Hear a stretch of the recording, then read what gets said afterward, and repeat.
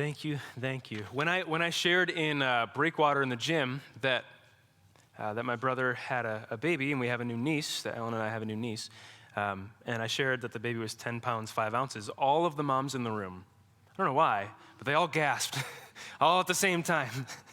But she's very healthy. We are happy to be welcoming a new niece into the family.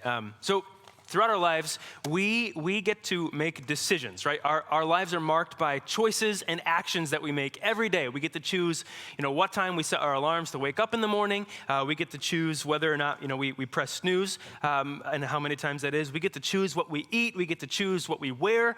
We get to choose all sorts of things. But I would actually suggest that most of our lives is actually a series of reactions. We get to respond to the way things are. We get to respond to the opportunities God has given us throughout the day, throughout the week. And those could be super mundane, right? When the alarm goes off, we get to respond to it.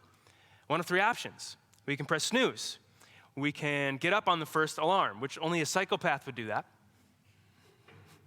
Or we can bat it across the room, or some sort of combination of those three, right? We get to respond to whether or not we've got Lucky Charms in the house.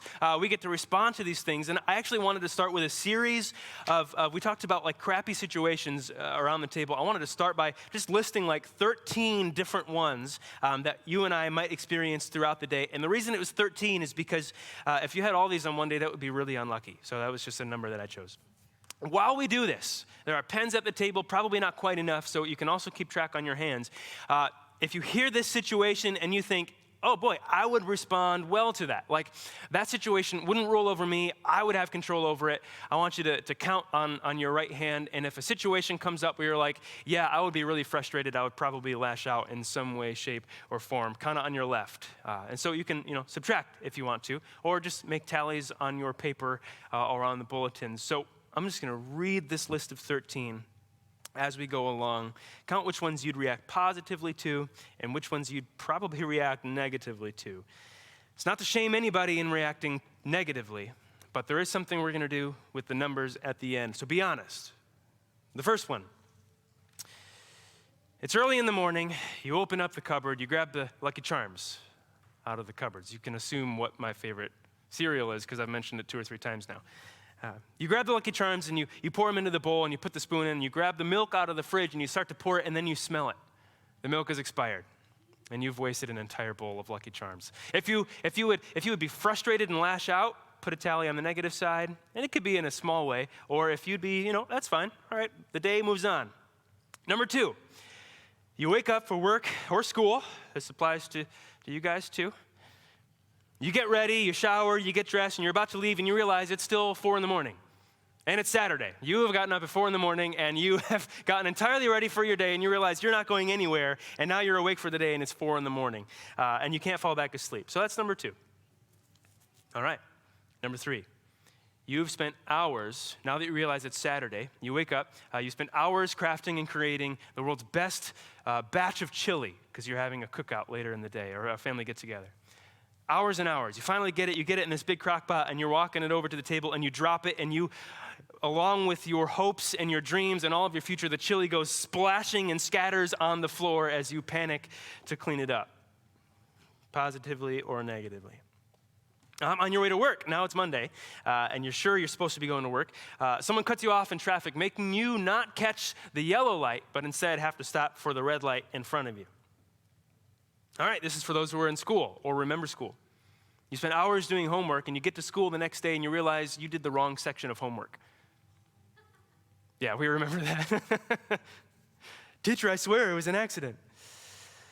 Okay, you get home, and you find that your cat, dog, or child has completely destroyed your couch and dispersed the remains throughout the house. Number 7. How about you if you were to drop your phone down an escalator? That has happened to me. All right, number 8, and this one is probably the most intense one for all of us. How about when somebody doesn't use their turn signal in front of you in traffic? Number 9, it's 6 in the morning. You're up for work, it's still dark, and you stub your pinky toe on one of the toe finders, which is the furniture in your house. What do? Do you lash out? Do you scream? Do you avoid saying words you shouldn't say? or is it just another day? Just a few more, 4 more. Number 10, during your lunch break, this is for those who have cars.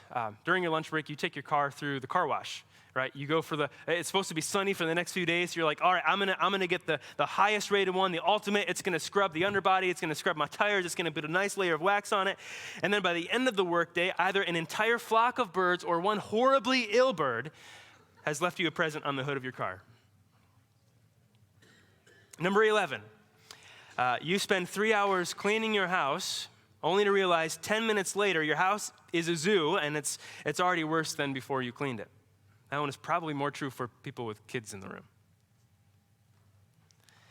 Number 12, you've been folding laundry for an hour and one of 2 things happen. 1, you either realize you still have another load in the dryer and you thought you were done. Or 2, your animal or child comes kamikazing into the room and jumps on the bed, rolling in your clothes that you've been spending an hour long folding it, and now you've got to refold the whole thing. And finally, the last one. The person preaching asks you to use your mental capacities before noon on the weekend. It is entirely unfair and borderline treasonous. So, I just want to ask, who had more than like 5 negatives on that list? All right, sweet. Who had more than 7? Okay, good. There are some honest people in the room. I'm just kidding. All right, so if you add all of yours up, 7 is the number. So the number of positive ones that you have, congratulations, you get to take yourself out to ice cream that many times this week. Deal? The number of negative ones you have, congratulations, you get to take me out for ice cream that many times this week. So basically, our lives are full of opportunities and chances to think about what we're doing, what's going on around us, and to respond to those situations.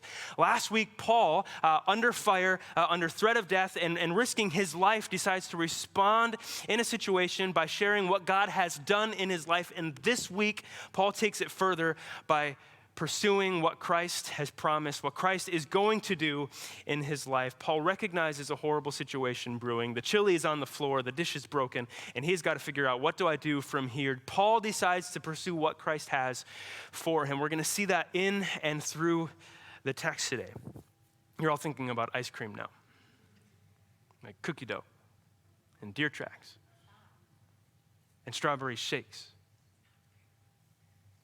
I think we should go out for ice cream today. Word.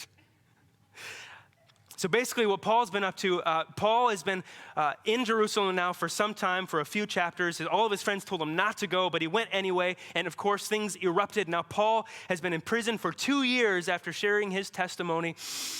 Felix, the governor, has been called back to Rome because he's not been doing his job at keeping the Jerusalem population in check. Felix has been called back. A new governor has been put into place. His name is Festus. Festus comes into town, and we pick up the story in Acts chapter 25 with what Festus does, the very first thing Governor Festus does as he steps into office. And we're going to dive in right there. So Acts chapter 25, it's going to be up on the screen. We're going to stop along the way and make some comments and see what's going on in the background. And I want to encourage you to follow along. The Bibles at your tables will look a little bit different than what I'm reading, but you should be able to follow along, no problem. So we're just going to dive right into it, stopping along the way. The first verse, chapter 25, 3 days after Governor Festus had arrived in the province, he went up to Jerusalem from Caesarea. All right, we've gotten a long way into the text. We're going to stop for a quick second. Only 3 days. So that's like, so he gets into town, and the very, very first thing he does is he has to make his way up to the religious capital where all the Jewish population, he's got some intense problems to figure out. He's got to figure out what's going on with Paul, what's going on with this sort of uprising that's brewing under the surface among the Jews and among these crazy people called followers of the way. Basically, he's got to, before he even puts furniture in his new house, he's got to head up to the religious capital of the area. Verse 2, and the chief priests and the principal men of the Jews, the leaders, like the pastors, the priests, the fathers, the Jews laid out their case against Paul. And they urged Festus, asking as a favor against Paul that he summon him to Jerusalem because they were planning an ambush to kill him on the way. Okay, I'm sorry, I have to share it. I didn't realize the word ambush was in here. There were 2 cowboys in the desert. They were starving. like near death. They had no water for a couple of days, and they're traveling for days and days. They're out of water, and finally they see this tree in the distance, and it is draped with bacon, just like dripping with bacon grease. There's bacon all over it, and one of the cowboys, just out of sheer glee, runs up to the tree, and he's slain by arrows, by bullets to the ground. And with his dying breath, he shouts out to the remaining cowboy, "It wasn't a bacon tree, it was a ambush." I'm sorry, I didn't realize ambush was in this story, and I had to share it. Okay, so anyway, basically, right away, the Jews are trying to utilize the power that they've got in the area to kind of sway this new governor. Basically, they're like, hey, if you want to do us a favor and avoid any sort of disruption and commotion or corruption, do us this favor and let's give Paul a trial. Waste no time.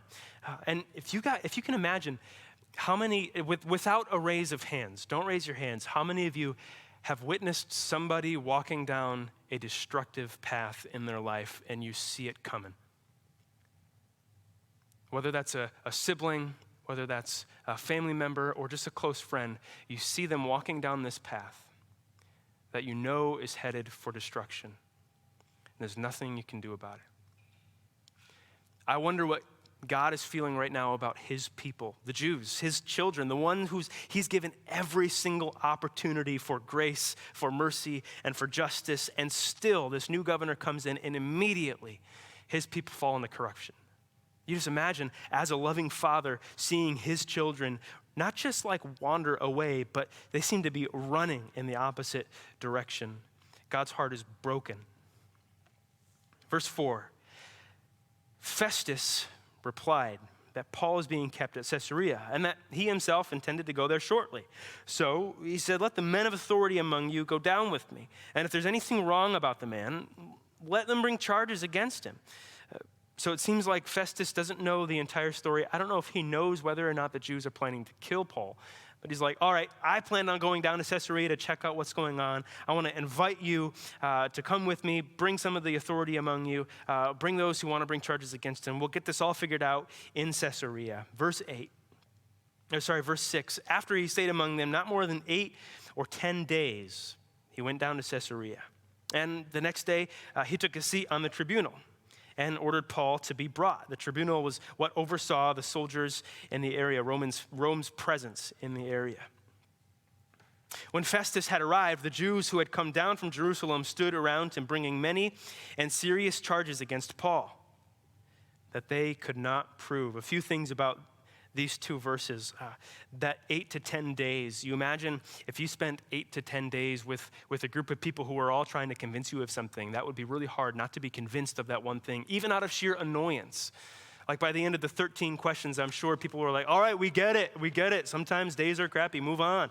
After 8 to 10 days of lobbying for and against Paul, you imagine Festus is got to be close to the brink of just giving up. And they start bringing many and serious charges against him. Now, how many of you have a brother or a sister, have a sibling of some sort?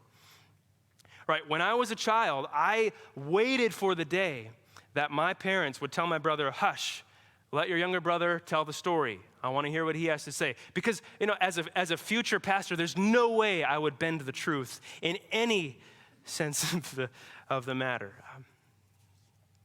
There's once in a great while when a brother gets to lobby against his younger or older brother. I'm not looking at anyone in particular. I'm just kidding. But of course, we wouldn't take that opportunity to spread lies. We would invent an entirely new narrative altogether. That's what they seem to be doing. So, Paul argued in his defense. This is what he says, neither against the law of the Jews, nor against the temple, or against Caesar have I committed any offense. I don't think that's all Paul said, but Luke kind of encapsulates the gist of it. But Festus, wishing to do the Jews a favor, said to Paul, do you wish to go up to Jerusalem and there be tried on these charges? Before me? Now, Festus is back to playing the political game. He doesn't want to give the Jewish people full control over the situation, but he doesn't want to cause any unnecessary uprising. So he offers it to Paul. Hey, do you want to come up to Jerusalem where there you can face your trial? I know that's an important place for you, Paul, as a Jew, and that's where you were before all this started happening. Verse 10. But, and this is where Paul makes a big play here. Paul said, I'm standing before Caesar's tribunal, before the presence of Rome, where I ought to be tried. To the Jews I have done no wrong, as you yourselves know very well. If then I am wrong, if I'm a wrongdoer and have committed anything for which I deserve to die, I don't seek to escape death. Basically, Paul's saying, if there's any true, accurate charges against me, bring them, and I'll accept those punishments without resisting, without anything. I'll take it. I'm not afraid to die for this. But if there's nothing to their charges against me, no one can give me up to them. I appeal to Caesar. Paul, as a Roman citizen, has a right to go to the one who is supposed to be the only true judge over Rome. And so Paul says, all right, I want to recognize first that they haven't been treating me right. This trial hasn't gone as it's supposed to, but I'm going to make a big play. I'm calling an appeal to Caesar. He welcomes any charges that are laid against him, and he's going to the one that can finally say yes or no to this whole case. Then Festus responds to this when he had conferred with his council. He's kind of new at this whole governing thing. He's got to talk to the people who are offering him some wisdom and some direction. He talks to them and he answers, and this is so well put. To Caesar you have appealed, to Caesar you shall go. Now, when some days had passed, Agrippa the king and Bernice arrived at Caesarea. Now, these characters kind of come out of nowhere. Agrippa would have been above the governor, the king, and Agrippa and Bernice were sisters, but in a lot of ways they acted more like husband and wife. So they're brother and sister. In a lot of ways they acted a little more like husband and wife. I will leave it at that. So Agrippa the king and Bernice arrived at Caesarea and greeted Festus. And as they stayed there many days, Festus laid Paul's case before the king. Basically, Festus is like, I've gathered all this information. I'm trying to make sense of it. Here it is. And here's what Festus says. There's a man left prisoner by Felix. And when I was at Jerusalem, the chief priests and the elders of the Jews laid out their case against him, asking for a sentence of condemnation against him. I answered him that it was not the custom of the Romans to give up anyone before the accused met the accusers face to face. I think Festus is giving the Jews a little bit of a side eye, like, you haven't been doing this right. You haven't met him face to face. And Paul in the previous chapters calls him out on that a few times, saying, if there are accusers, bring them to me face to face. Let's talk this through. So, to give up anyone before the accused met the accusers face to face and had opportunity to make his defense concerning the charge laid against him. Basically, he's saying, this is the information I've gathered. I'm not quite sure what it all means. However, I know that the Jews haven't quite been doing things right. So he's like, I'm not exactly sure what to do. What should I do? So, he continues, when they came together here, I made no delay. But on the next day, I took my seat on the tribunal and ordered the man to be brought. I wanted to hear what was going on. When the accuser stood up, they brought no charge in such case, or in his case, of such evils as I supposed. He was waiting for Paul's a murderer. Paul did all these awful things. And he's like, I didn't hear any of that. Rather, verse 19, they had certain points of dispute with him about their own religion and about a certain Jesus who was dead, but Paul keeps saying this guy's alive. And so basically, Paul has now got it into Festus's head and the Romans' head and the Jews. Now everybody is talking about this Jewish Messiah, Jesus, who was dead and is now alive. God is doing awesome things through Paul already. Rome is starting to talk about this person who was dead and is now alive. The seeds are beginning to be planted for the movement of Christ's people. So Festus continues, verse 20, being at a loss how to investigate these questions, I asked whether he wanted to go up to Jerusalem and be tried there regarding them. But when Paul had appealed to be kept in custody for the decision of the emperor, I ordered him to be held until I could send him to Caesar. No idea what to do. King Agrippa and your sister wife, help me out. Then Agrippa said to Festus, I'd like to hear the man myself. Tomorrow, said he, you will hear him. For a minute, I want to take it back to Acts chapter 9. When Paul was busy persecuting the church, he came in contact with the resurrected Christ. And this bright light shone around him until he was blinded and he heard this voice from heaven. This is when Paul was converted. When he realized that not only was he persecuting God's people, he was persecuting Christ. He was an enemy of God. And he heard this voice talking to him, and this voice led him to a man named Ananias. Ananias heard these things about Paul. This is what Acts chapter 9, verse 15 says. Go, "Go," Christ says to Ananias, "for Paul is a chosen instrument of mine to carry my name before the Gentiles and the kings and rulers and the children of Israel." I think in and through this whole situation, Paul knows that he's called to a special task here, and that task isn't done. Paul was told he's going to be preaching to Gentiles, he's going to be preaching to kings and rulers, and also to the children of God. And so he chooses to pursue it, even though it means he might end up in even more bizarre places than he's in now, which is under house arrest in Caesarea that he's been for 2 years. Now let's look back at Paul's experience so far. He had every single chance, once again, to say, you know what, I'm going to back out here. I've tried my hardest. I've given it my all. Nothing really seems to be happening. In fact, the scripture says Felix, for the 2 years he was being held captive, he kept sending for Paul, hoping Paul would send him money. You imagine Paul's friends and family were like, "Paul, just give up. You could do so much for the kingdom if you were free. Just give in. If you compromise just a little bit, you would be free and you could pursue Christ then."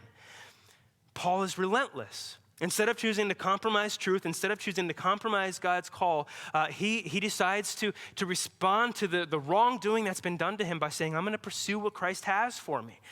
You imagine in and through there, he thought about it. He thought about bribing Felix to get out of there so he could go to Rome. Christ promised that Paul would preach in Rome. He's not any closer to Rome right now. You imagine Paul was thinking, all right, I could potentially do so much more for God if I was out of this place. So my question for us, just really quick, what are some of those temptations that we experience today? The one that I've heard a few times, not like specifically to me, but just kind of floating in the air, is that you could do so much more for the kingdom if you had a lot of money.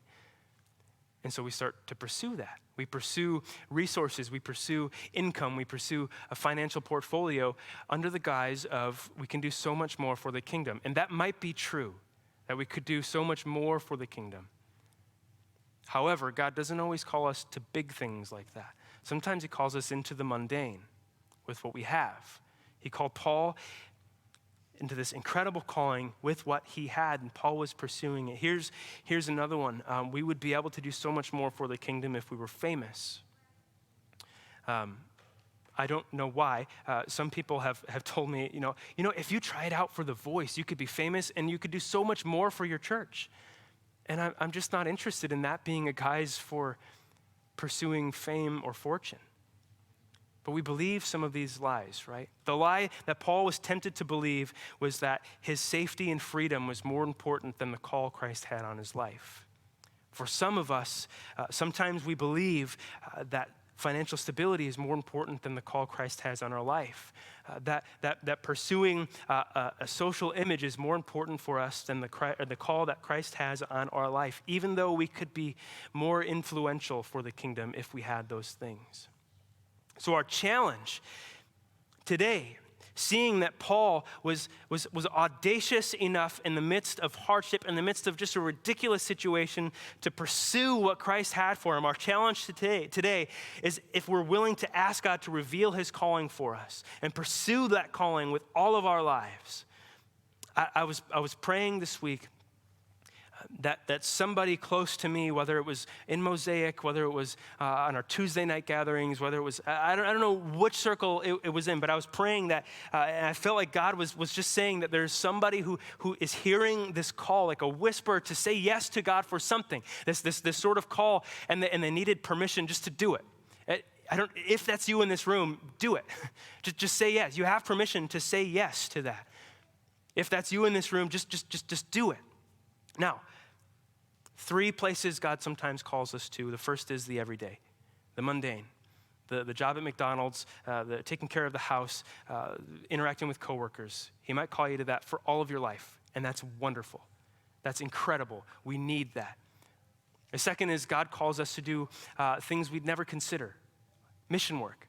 Sometimes God calls us to far distances. And that's awesome. We need people to respond to that call and say yes. And sometimes God calls us exactly where you are now, and that might be different tomorrow. So where you are now, whether it's you're heading off to camp, whether it's you're gearing up for school, whether it's you're entering into a new area of employment, whatever it might be, God calls us where you are now. Are we willing to be a people when the world whispers temptation and idolatry into our lives, to be a people of truth, to be a people who says yes, even if it means we'll end up in crazier places than we are today. That's our challenge. Are we willing to say yes to God's call? Father, you've called us all. You've called us where we are, you've called us to where we've been, and you call us to where we are going. So I thank you that Paul had the audacity where instead of backing down, instead of pursuing the idolatry of the day, the idolatry he was tempted with, even though that was as simple as security, freedom, I thank you that he had the audacity to pursue you instead of those things. So God, give us a righteous conviction to pursue your calling for our life, wherever that may be. If that's in the beautiful town of Zeeland, if that's in West Michigan, if that's in Michigan, if that's in the United States or somewhere beyond this nation, Father, I pray you give us a righteous conviction to say yes in tangible ways. Speak to us, Lord. We praise and we worship you because you are worthy of our praise and our worship. It's in the name of your Son, by the power of your Spirit, for your glory.